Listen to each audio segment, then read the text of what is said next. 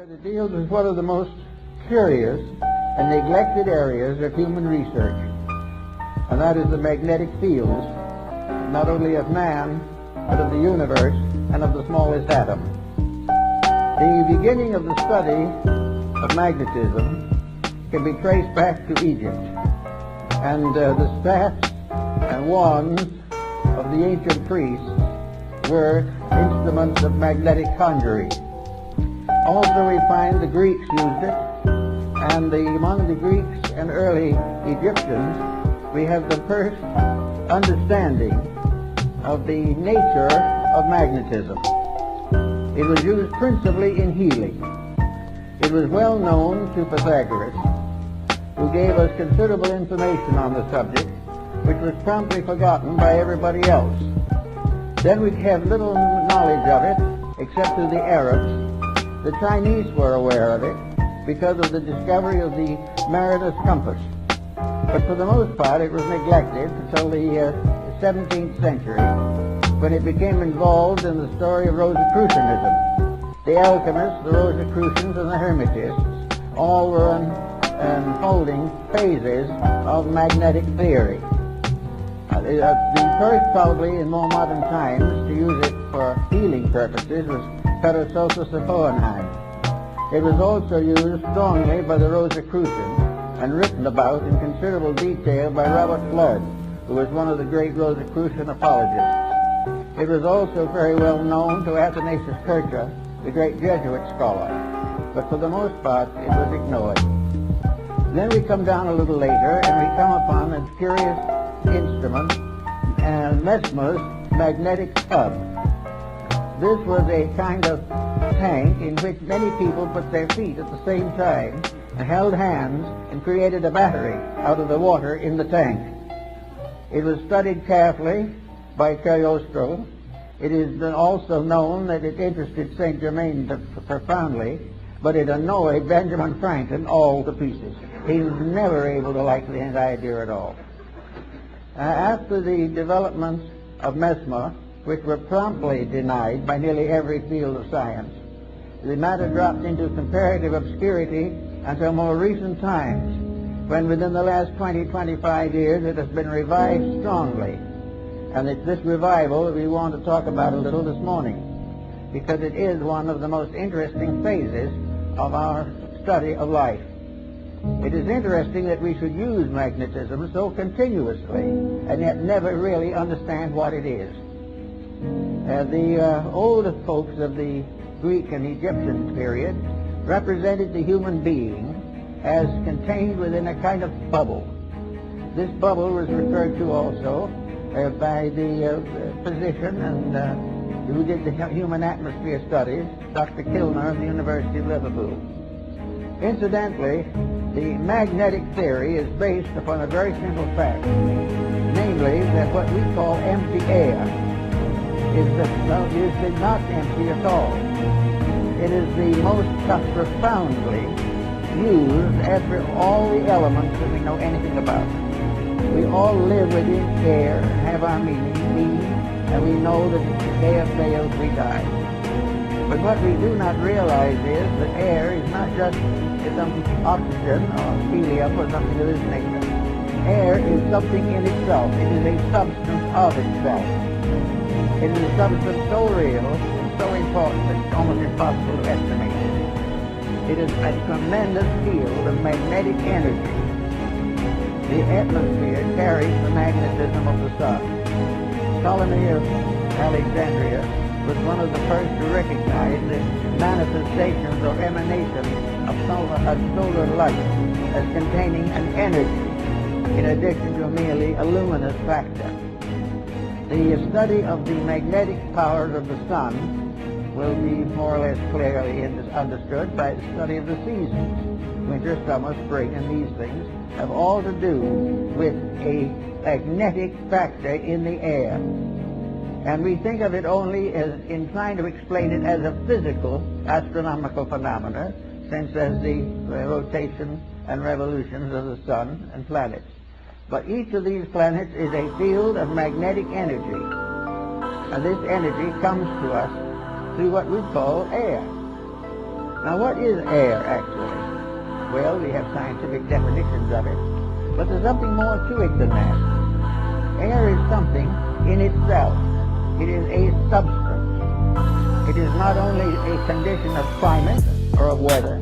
It is a basic factor in the contributions which make up existence. One thing we have learned from television is that air transmits. We know, for instance, that we can have all kinds of programs on the air at the same time.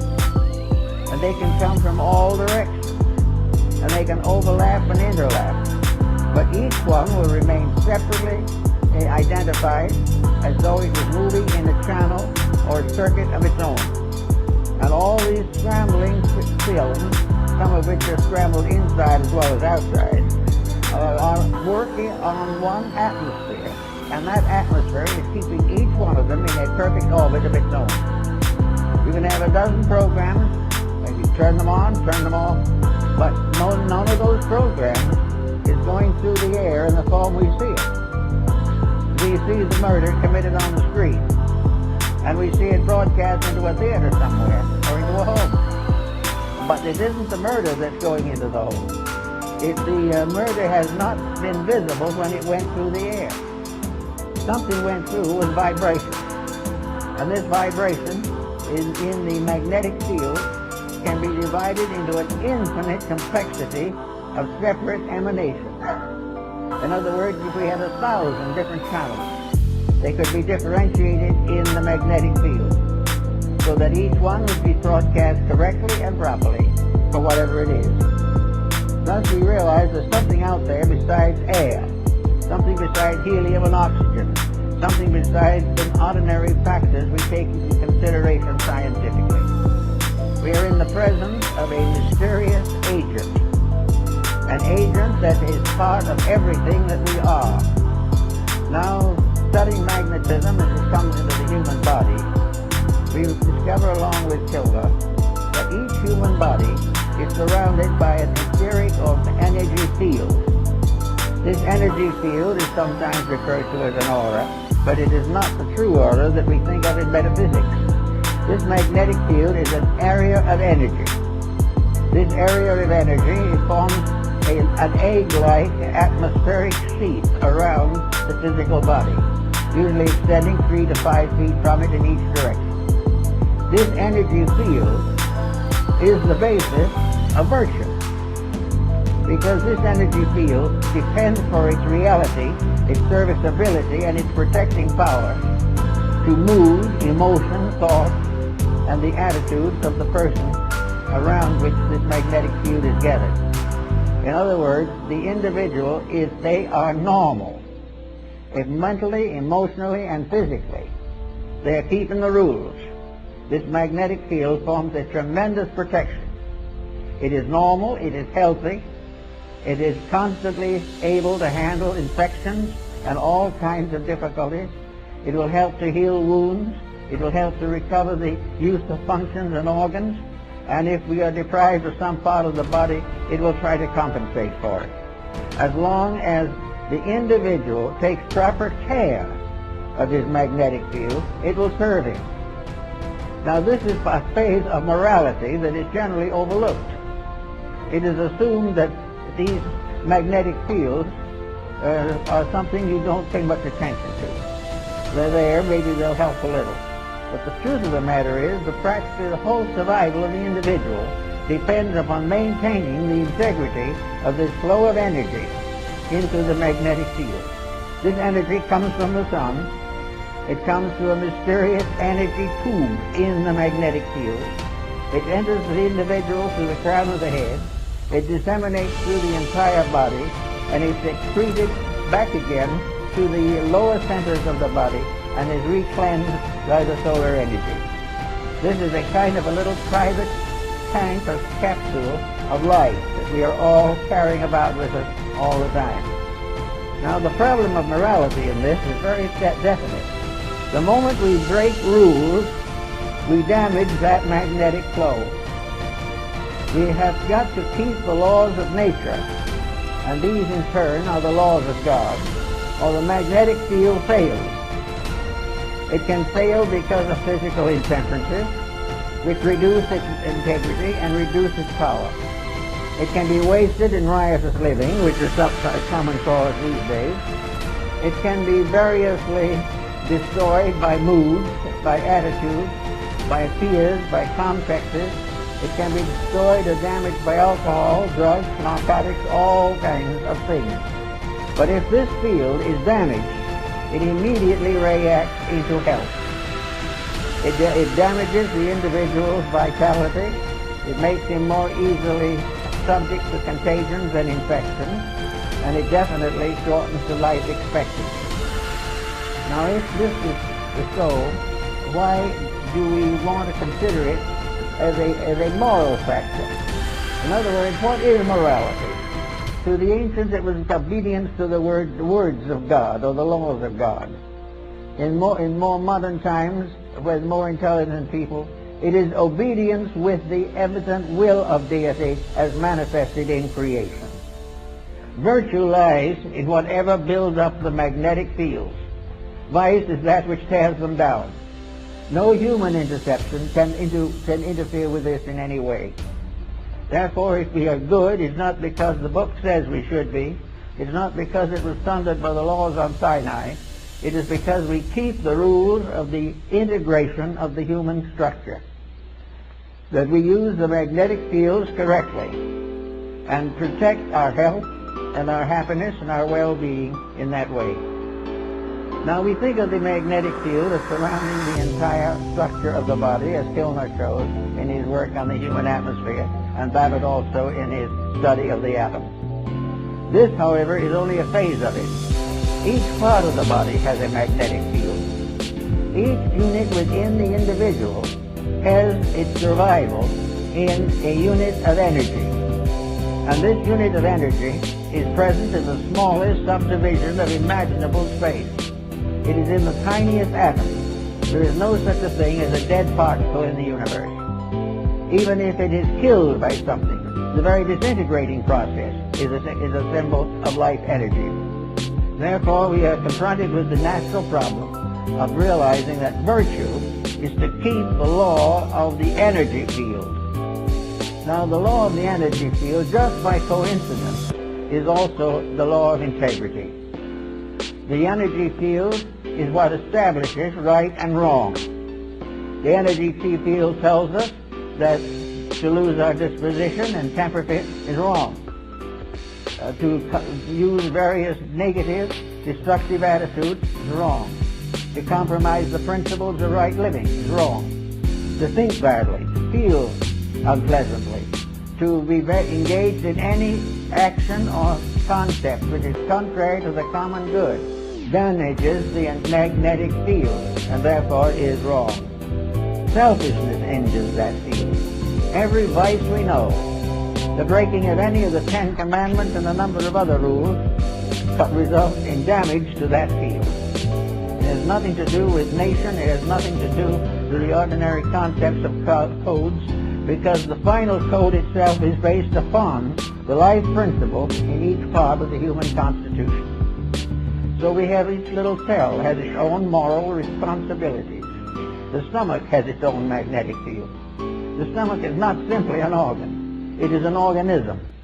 It is a living thing within the human body.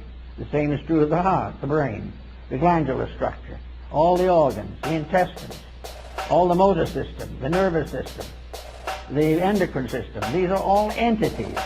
They are entities of magnetic unities.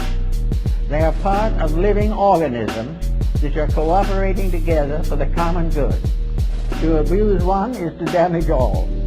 To neglect one is to neglect all.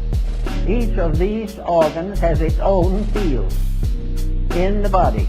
And all these fields together constitute the grand magnetic field that surrounds the complete person. Now we go inside of this for a moment to see what we're dealing with. So we go back to Pythagoras, who was very timely in that. He tells us that in Egypt there was a temple in which therapy was the result of this contemplation of symmetrical geometric solids.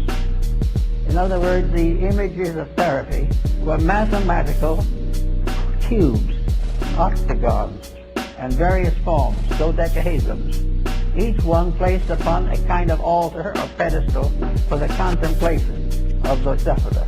All were symmetric geometric solids, perfect and complete in structure. To look upon them was therapeutic, because to look upon them accepted their energy as a reality in our lives.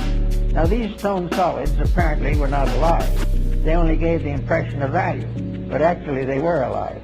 Every form in nature, natural or artificial, has a magnetic field. From the tiniest atom to the greatest galaxy, the magnetic fields are present, and the rules of each of them must be obeyed. Now, if an individual looking at a geometric solid sees in it a perfect proportion, this realization enters into the subconscious life of the person. The imagery of that solid is sent into the consciousness in the form of a benevolent magnetic center. It means that the individual is seeing a harmony, is seeing something in perfect order and perfect correctness. And in visualizing, wherever we see perfection, it improves ourselves. Wherever we accept discord as inevitable, it injures ourselves. Everywhere looking around us in nature, we see that all natural things are benevolent. It is only when these are abused, mostly by humanity, that these benevolences are lost. So we find that we live in a universe in which everything is in harmony if we are. Now we can say, of course, that somebody else might be out of harmony, and this could injure us. Actually, it's not quite true. The magnetic field which protects us against any negative magnetic field that does not arise within ourselves. We are not contaminated by other people, unless by our very conscious weakness, or our intellectual weakness, or our emotional weakness, we surrender our integrity to the attitudes of other people. If we commit misdemeanors of one kind or another, we are responsible by the effect of these mistakes on our magnetic field. Now, the magnetic field not only covers this type of thing, but it covers elimination, the intestinal walls. All of this type of thing is damaged, as we know, by hysteria, by various moods. The individual becomes ill because of a bad disposition. Now we consider this to be just symbol of something that happens that way, but it is not. The individual is sickened by dispositional fault, is sickened because he has damaged the magnetic field of some essential part of his own nature. If he has damaged the magnetic field of his digestive system, he will have dyspepsia. And if the dyspepsia lasts long enough, the magnetic field is thickened long enough, then enduring chronic ailments can set in. No individual actually is infected entirely from himself, but never completely without himself. All of these unities of facts must be in harmony. Now, in the Rosicrucian philosophy, we had alchemy, the transmutation of various phases of life. Alchemy was a transformation and a transmutation of energies. And these energies are essentially the same ones that we have in magnetism. We therefore have the constant realization that everything we do and everything that we see and have has values of its own. Now let us pick up a pebble from the beach, and we suddenly realize that we're in the presence of a little stone. Today there is quite an interest in little stones, all kinds of stones. We are interested in the crystals that form in rocks and all these types of things. But crystals are formed by magnetism. They are formed by a rate of vibration peculiar to a certain element. And that particular rate of vibration can evolve through the mineral, plant, vegetable, and animal. It is always present. There is a magnetic core on each kingdom, and each kingdom unfolds within this magnetic field. And And within each of the composite fields, individual members of the field, with various degrees of growth, are variously individually conditioned. Everywhere, this process of keeping faith with integrity becomes the natural feature of security, survival, and world peace. Now, we can say that it would be very unlikely that, we'll say, a potato could have a magnetic field of its own. But it does. In fact, every cell within the potato has a magnetic field of its own. Therefore, we come into the problem of nutrition. And nutrition is very largely the study of the magnetic fields of various food products. It also tells us what happens when these food products are adulterated or are variously misused or poisonous elements are introduced to them. All this is part of a mystery that is solved in magnetism. We pass laws against these misuses, but we fail to realize that it is not just the physical factor that we have to work with. The physical factor is only a fragment of it. The main problem is to realize that behind all of these problems, whether of government or of religion or of philosophy, all these things are in trouble because of lack of integrity. And integrity is simply keeping the laws and rules of energy fields. Each field has its own integrity. All integrities in all fields are compatible. All lack of integrity, all departures from integrity in any all field are in conflict constantly. The only way the individual can escape conflict is by never abusing the energy factors of his own life. He must never abuse his body, his emotions, or his mind. He must never permit himself to develop attitudes that are incompatible with the integrity which nature has bestowed. The magnetic fields are absolutely honest. There is no possible way of making them dishonest. The only thing we can do with them is to destroy or limit the manifestation of their integrity. If we break the rule, we lose the benefit of that particular energy. When we lose that benefit, we then say that evil has come to us. But it is not an evil thing that has come to us. It is the failure of a good thing to be developed and purified and intensified. Now, the elementary fields, the magnetic fields, are also in a state of constant evolution. They're in evolution in the life of the person. The individual may be born on a certain level of magnetic integrity. If he becomes a better person, he strengthens these values in himself, because actually it is all a matter of gradually strengthening the perfection of an energy resource.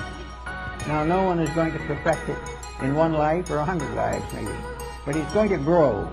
And the more integrity grows, the more rapidly the individual becomes harmoniously adjusted to the principle of life to which he belongs. In our world at the present time, we are in a sad state in which practically everyone has broken every conceivable rule.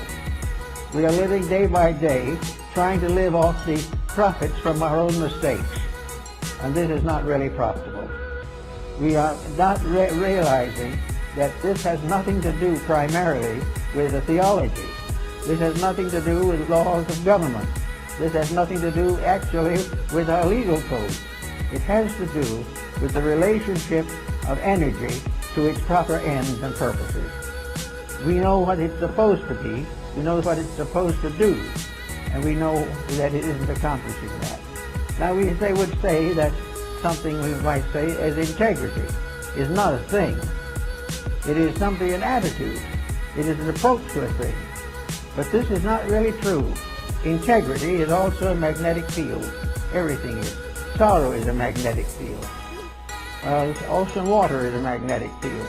Everything that has an existence has a magnetic field. It may have one that is not even visible. And the whole of our atmosphere, the whole of the world in which we live, is one mass of magnetic interplays. But as long as these are kept honest, they are all compatible. And a universe in which there was no dishonesty would be free from every infirmity. But it's not possible as yet to achieve to this. But we can achieve to varying degrees of it, and we can exceed and excel the amount we are born with if we decide to stay with it for the duration of our lives. Therefore, we can look around us and see what constitutes a magnetic field. Let us take, for instance, our television industry, which is in very poor shape at the present time. Television is actually using magnetism. It is part of a world of electronics which we consider now to be simply a physical thing. So we say to ourselves, we have all these stations, a great many of them, and they are all broadcasting on various wavelengths. Among others, we have a special station for the police department. We have a special station for the fire department. We have all kinds of internal usages of these mechanisms which we call transmissions. But when we get all through with it, television transmission is a work achieved by energy. There is an energy field, and it is unfolding and developing in a larger energy field. The atmosphere through which these messages pass is itself a great field of life, and it is alive. Space is alive. Space is not merely some atoms alive in a vacuum. Space itself, as a substance and essence, is part of the great magnetism of the sun. Now we have here all these stations broadcasting on their own wavelengths. Now into this magnetic field, which we call the atmosphere, is dumped a conglomerate you wouldn't believe. There's all kinds of things. Not only the conglomerate of the television, but the conglomerate of senates and houses of representatives and various governments, religion pouring their influences into it. This atmosphere, which we can see right through if it isn't for the smog, is continuously being filled with something. And yet, with all that, this thing which we call atmosphere, and is empty, so-called, nothing to see, is able to differentiate those stations so perfectly that what you see here will go through that air, and there's no image going through the air, and it will come out again in another receiving set, proving conclusively that in its entire transmission, perhaps around the world, it was never for one moment deprived of its integrity or its individuality. It was never massed into other things. Now occasionally we make a mistake and try to put too many things on one channel, but that is up to us. If we do it right, there'll always be a channel for anything we want to channel that way.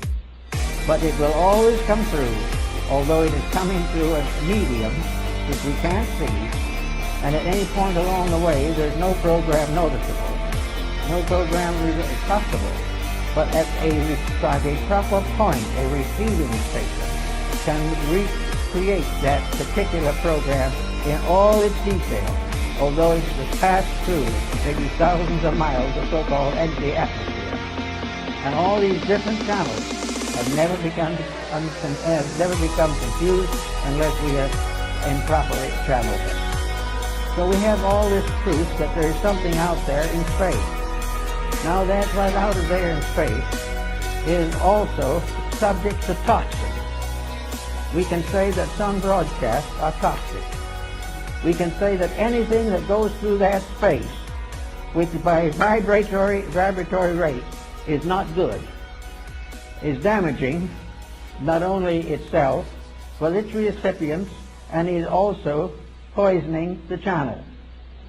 As long as we have corrupt patterns, as long as aggressive commercialism, as long as corruption is indulged in over the airways, we will have magnetic sickness in the air. We will have it in the air, and it will permeate our homes, our families, our governments, and our nations. We will sicken that level through which that particular energy flows.